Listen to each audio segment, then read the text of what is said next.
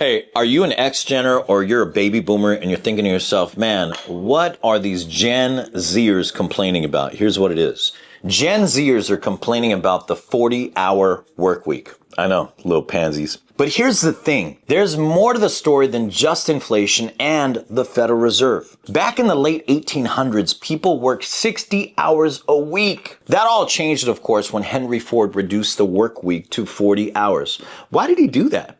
He believed people needed time for their families and faith. He was super pro-people, paying his workers double the salary of other companies, offering bonuses for having kids, and even creating jobs for the blind and disabled. Pretty good guy, right? Paying them more than able-bodied workers at competing companies. But in 1913, a small group of bankers gained a monopoly over money through the creation of, you guessed it, the Federal Reserve. This is where inflation really started. They introduced something called fractional reserve banking, lending out money that they didn't even have, which eventually led to everyone being in debt. Mortgages, college loans, you name it. And by the time Gen Z got here, which isn't that long ago, you can't go to college or buy a house without crippling debt. The worst part? Most of our federal income taxes go towards paying back interest on this debt. Not infrastructure, not military,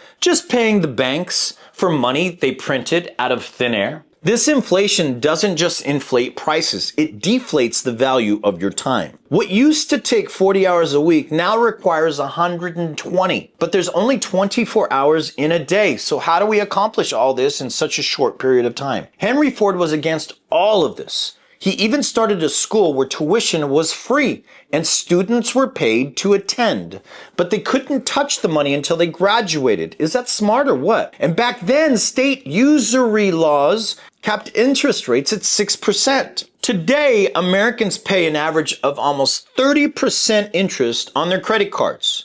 How does anybody get ahead with that? That change happened after the Monetary Control Act of 1980. What the hell is going on with all these acts anyways? This deregulated interest rates. What was Ford's approach, you may ask?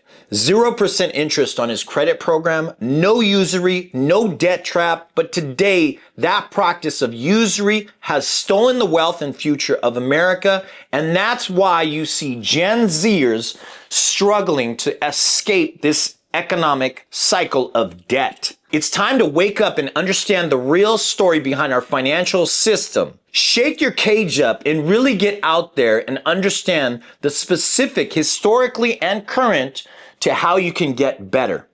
If you'd like to get some control with your current debt, you're thinking, man, I'm living a quiet life of desperation here, barely making ends meet. We love to help you out here at the Financial Architects with a debt roll down program that might be right for you.